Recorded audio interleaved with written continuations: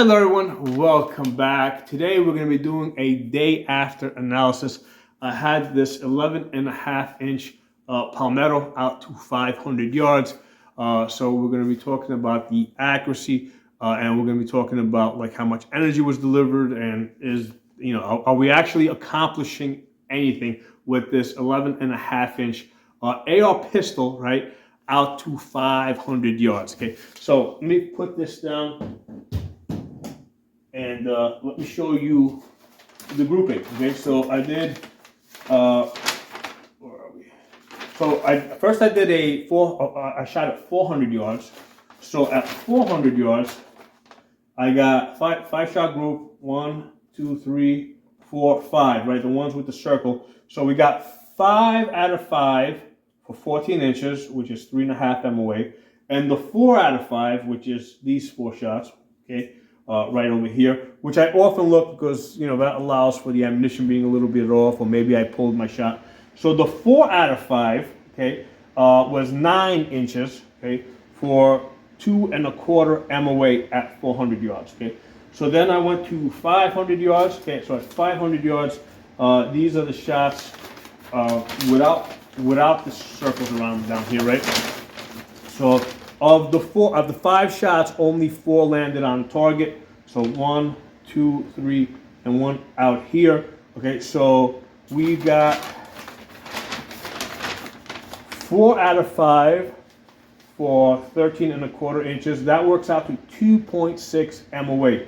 4 out of 5 shots. And like I said earlier, I usually look at the best 4 out of 5. Okay? And a really interesting thing here is I got 3 shots over here at 500 yards that landed really tight. Let's take a look at that. These 3 shots, and I normally don't look at 3 shots, but this is just so interesting. The 3 shots is 6 inches, okay, at 500 yards. So that's interesting. So I think that works out to, I think maybe 1.25 MOA, something like that. But anyway, so by the way, the ammunition I was using was Wolf Gold. Okay, so I wasn't using like 77 grains, match grade ammo. I was just using, cheap target ammunition, Wolf Gold, 55 grains. Okay, and if we average all this thing, if we, between the 400 and 500 yards, right? I mean, this is because we got the 3.5 there, 2.25, 2.6. Let's say 3 MOA. Okay, we're getting 3 MOA. Okay, we're gonna get about 3 MOA with target ammo out to 500 yards. Now, when I shot this, I was using this CB Life bipod. Okay, I've talked about this in other videos. And I was not bagged in the back. Okay, so I was just using the bipod. The bipod did not have a bag in the back. If I use a bag in the back, right, on the stock, under the stock here, I do get more accurate groups. It was not practical because basically I was carrying the tripod in one hand, so I had the gun slung on my back. With this sling over here. I've talked about this. Is the Brash Tactical Awesome Sling. You can't get it anymore. They discontinued it, but it's 75 inches long, so it works good over a big jacket or a plate carrier or something. So I had the sling rifle on my back. I'm carrying the tripod. So carrying a bag. I mean, it just was a little bit too cumbersome. So that's why I shot this off the bipod without using a bag in the back. Okay, so that's and I got about a 3 MOA group at 500 yards. Okay? So let's talk about the optics here. So the optics here, okay, we got the Holosun 503G, right? That has the ACSS reticle, and then the Vortex 6X magnifier behind it. Okay, so again, I've talked about these optics in a different video, but it's been a while since I've had this gun out to 500 yards. So I said let's do a day after analysis. Let me move the camera a little bit closer here. I'll point it up at these numbers.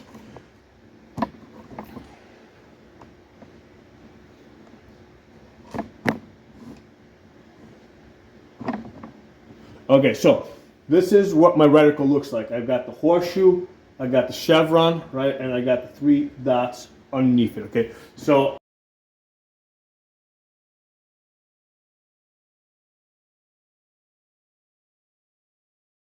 I've got a 50, 200 yard zero, right? So at the tip there, that'll get me from 50 yards all the way out to 200 yards.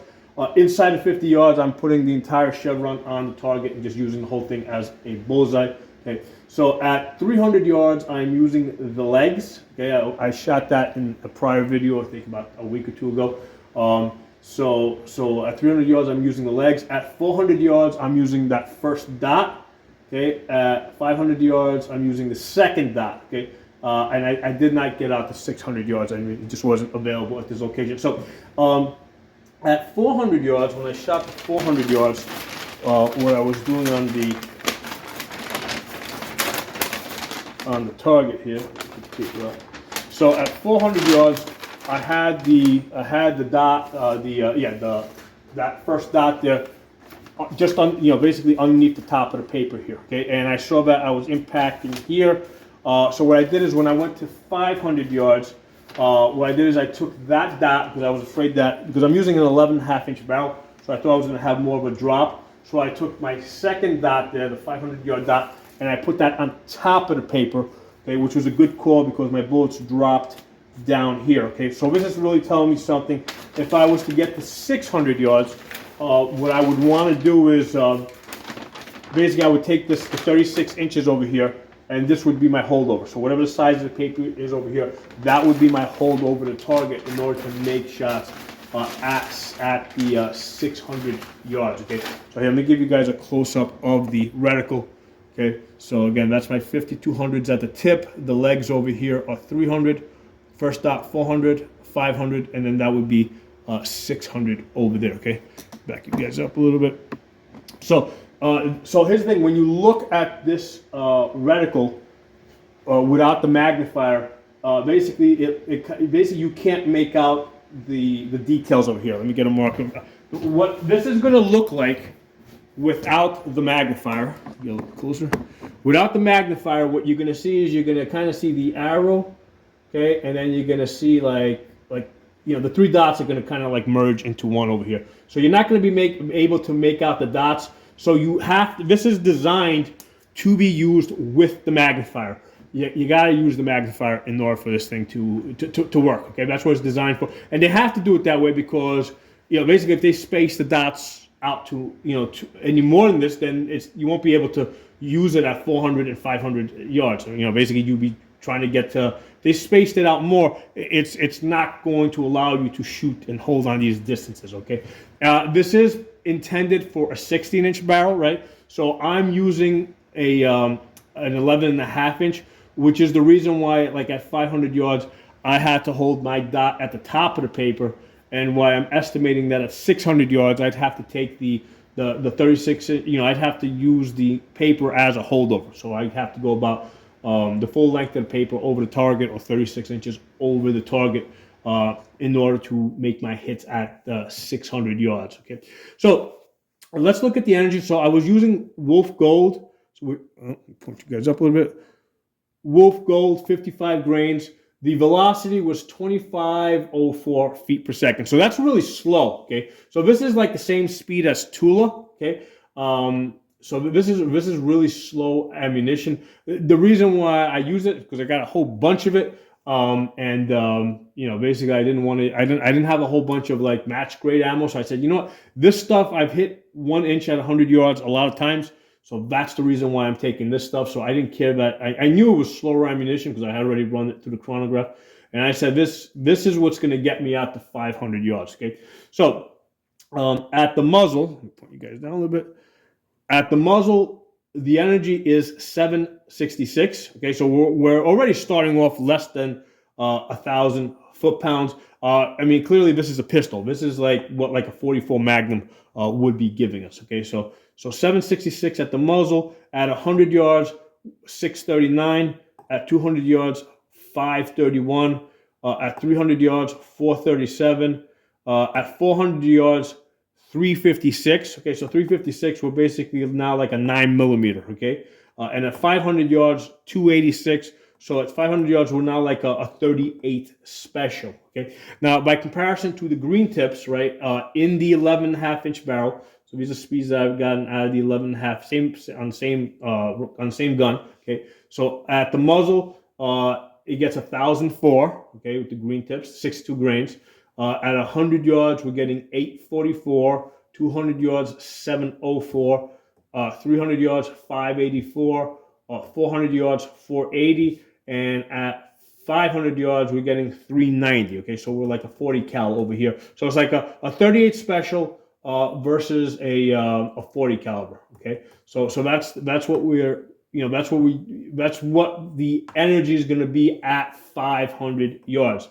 And we're going to talk about in a minute how effective it is, but I want to talk about the effect of the wind. Okay, so and this I got out of the ballistic calculator. If I have a full value 10 mile per hour wind, meaning that the wind is hitting me sideways, right? Full value sideways, okay? At 500 yards, okay, with the Wolf Gold, which is going a little bit slower, it would move my bullet about 6 minutes of angle, 6 MOA, which basically comes out to about 3 feet, okay? And with the green tips, okay, at 500 yards, again, with the 10 mile per hour wind, full value sideways, that would move me about 5 MOA. So basically about 2.5 feet, okay? So regardless of whether you're using green tips or the slower Wolf Gold, I mean, if you got a wind coming full value, it's going to move your bullet. It's going to move you off target and move you back a little bit more. So the average man being about 2 feet wide, if it's at 500 yards, if the wind's blowing your bullets 3 feet right or left, that's gonna be a solid miss. When I was shooting, the background was such that there was no way to spot impacts, and it's not likely. Like even if I had, let's say I was shooting like in a sandy or dirt area that was dry. With the 6 magnification, it is not likely I would be able to spot the impacts. So pretty much, going into this, it's like, whatever dope, whatever data you have going into it is all you have to work with it. And unless you've got somebody, there next to you with a more powerful scope that can actually see the impacts, I mean, this is what you're gonna do. And if you got a side wind. Yeah, I mean, you gotta, now you can, the way it works is if you have a 5 mile per hour wind hitting you sideways, basically what you would do is you would hold on the tip. Let me get you back up here. If you had a full value 5 mile per hour wind, you would hold on the edge of that chevron. If you thought that the wind was 10 miles per hour, you would just double that distance. So you can kind of make your shots if you've got the wind, but still, the thing with the wind is it's really hard to judge the wind, all right, because the wind does different things at different distances across along 500 yards. When I was shooting yesterday at the 500 yards, there was no wind at my shooting position. There was no wind where the target was, but there was wind in between, right, in the valley in between, because there was no trees there. So there was like wind, at the halfway point. And I've been there other times. Sometimes I've got wind at my shooting position. I'll have wind at let's say my target position, but there's no wind in between. So it can go either way. I mean, it's hard to know what the wind is doing across 500 yards unless you've got wind ribbons all along the way. And also what can happen is the wind can be doing different things at different elevations, right? Because remember, we're at 500 yards, we're holding over, right? We're using these dots here to hold over. So the wind can be doing something different, whatever, like let's say 6 feet above the ground, right? Or 10 feet above the ground versus where you are feeling it on the ground. Okay, so that's another thing with the wind. The best way to factor wind in is to actually have a spotter that can spot the impact. But if you don't, I mean, you're just going to have to make the best of it. Now, when I was shooting, I had the wind behind me, okay? So I did have like a 3 to 5 mile per hour at times wind, but it was coming behind me. There was a couple times where it did move, like it did blow some of the bullets off target, because I did do a bunch of shooting. At times it did blow like 4, like if I took 5-shot group, like, one shot would get pushed to the left or to the right. And what I would try to do is I would try to time my shots, right? So if I saw that there was a gust of wind, I would just wait until the wind died down. and I took my shots. Okay, so try to minimize the effect of the wind by timing my shots. Okay, so that's the data on the 11.5-inch out to 500 yards. So let me pull you guys a little further back. By the way, the reason why we are indoors is because it is very windy out today. And if I'm outside trying to hold these big papers up over here, the wind is just like blowing them all over the place. And this board too, the wind will just blow it all over the place. So that's why I needed to do this video indoor. What I want to do is I want to talk to you guys a little bit more about this 11.5-inch. Point the camera down a little bit more, which I think is like an absolutely awesome gun. Okay, so this is the first gun that I can call a do-it-all gun. Okay, so in the past, I was a big I didn't believe so much in AR pistols, short barrel guns. The reason is because with a 5.56 or even a 7.62 x 389, if you have a rifle or an intermediary round in something shorter than 16 inches, they tend to be obnoxiously loud, and it tends to become a distraction. Okay, because if the noise is too much, because like usually with the 7.5 inches, and even sometimes with this one, before I put a muzzle device on it, I'd have to double up on the ear protection, right? Because otherwise it would just distract me, and I'd be kind of bracing for that loud crack.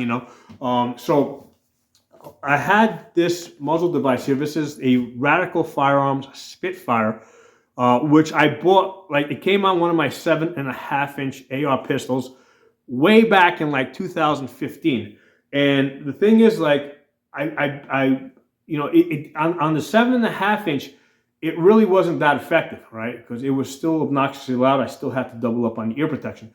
However, when I put it on this 11.5-inch, oh man, what a difference. I can shoot this 11.5-inch now with just the little ear cushions that go inside. So on the 11.5-inch, this muzzle device works excellent. Okay, it's not a suppressor, but I think it comes pretty damn close. Okay, yes, at least from my position, to the shooter, to my ears, this is pretty good. Okay, I still have to wear ear protection. All right, it's not ear safe.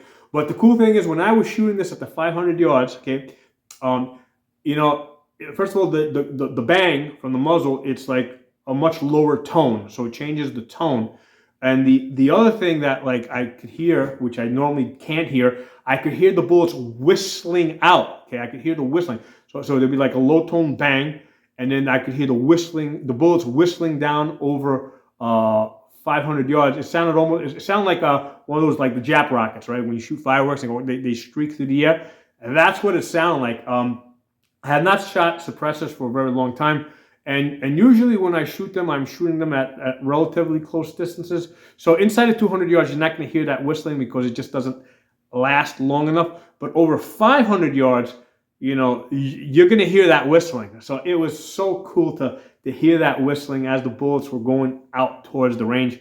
I wasn't expecting it. So after I heard the first one, I was like, what is that sound? And then I realized what was happening. I realized I was hearing the bullets whistling downrange. So that is so cool. So I got the muzzle device here. So this muzzle device allows this gun to be a do-it-all gun. Now with the 16-inch guns, what happens is if I load up a 16-inch gun with a rifle light, okay, and with a bipod, it basically gets too front heavy, and it's really hard for me to hold one-handed in an angle like this and do mag changes. It just especially if you got your front flip up sight there, and if you've got a bubble level back, which is really important at these distances at 500 yards. If you are canted, right? I mean, if you're canted, you can see how my fingers are moving here. That will easily throw you off 2 inches at 100 yards. Okay, so at 500 yards, if your cant is off, that'll easily throw you off. It'll throw you off the paper. It can easily move you 10 to 20 inches off the paper. Okay, just by being canted. So you gotta have a bubble level on the gun.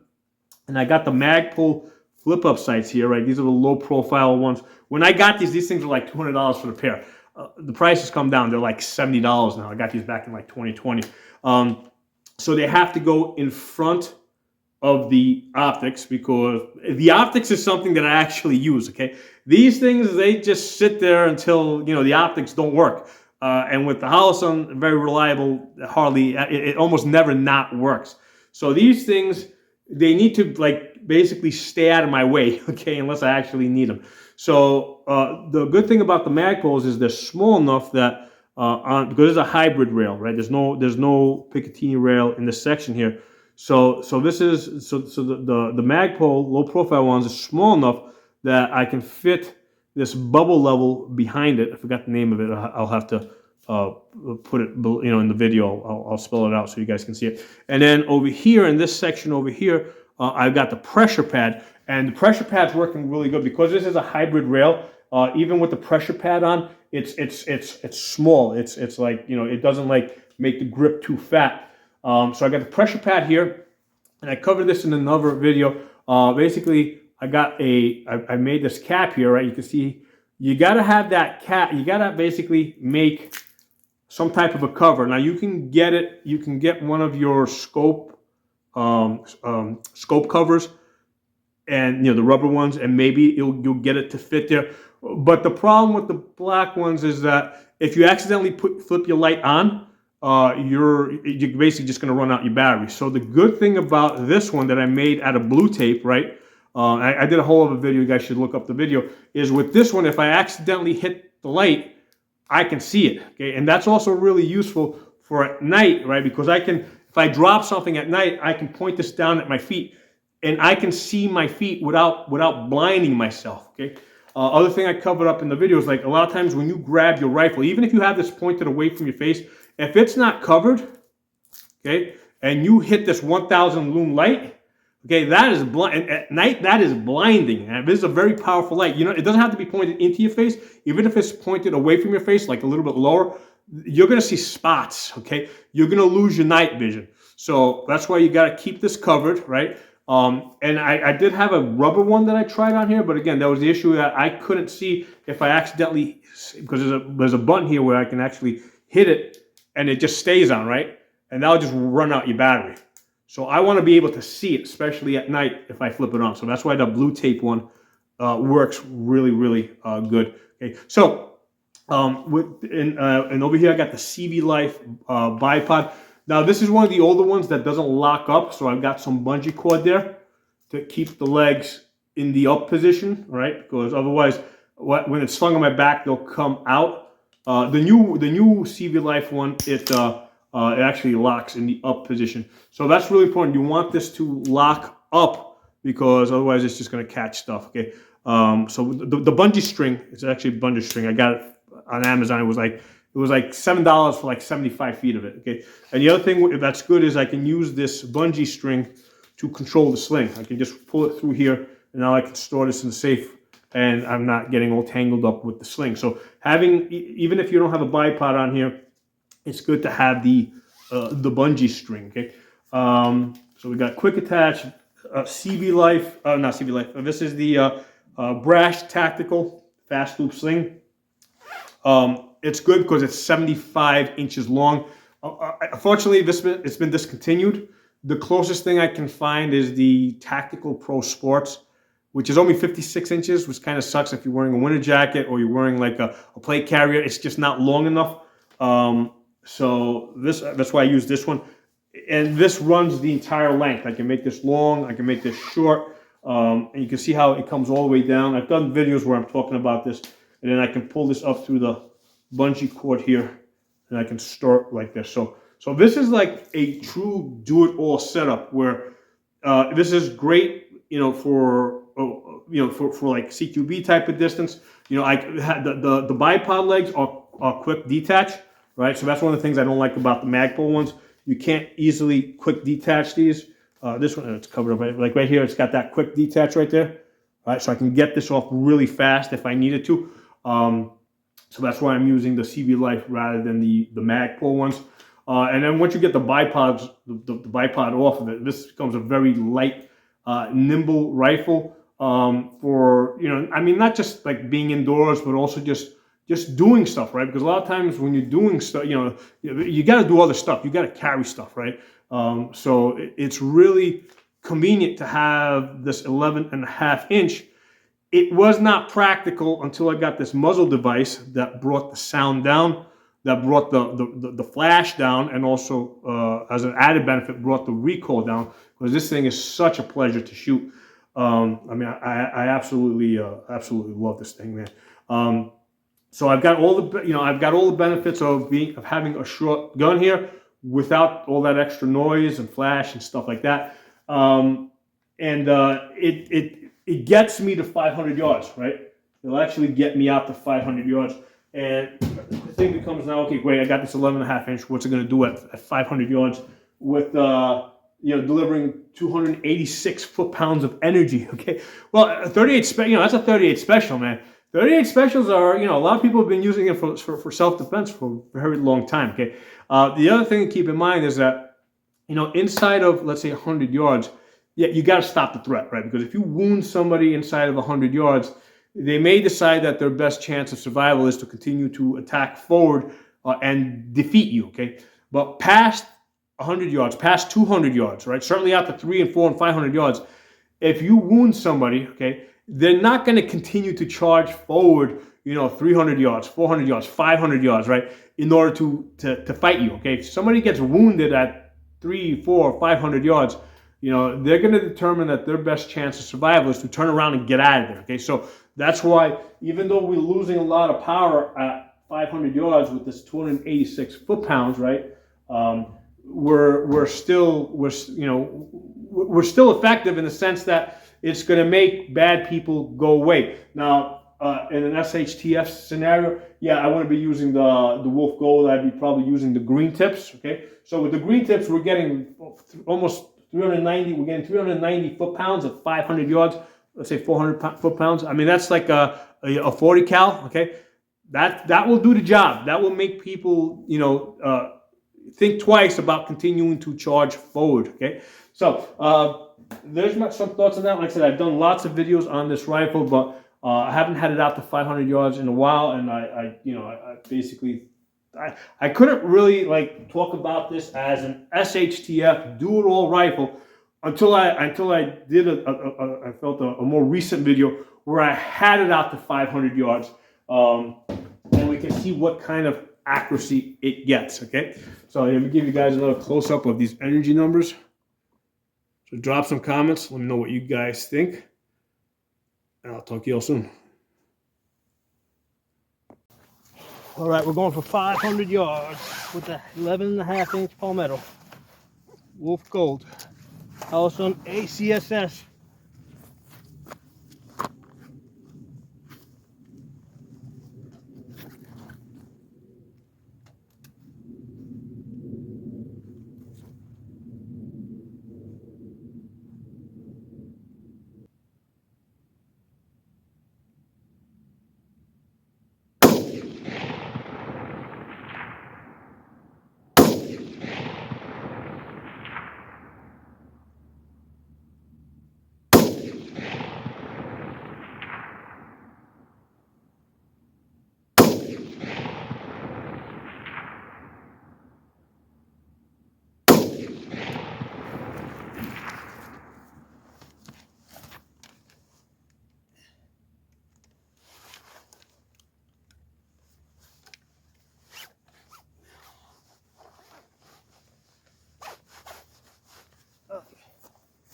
Let's go see what we got.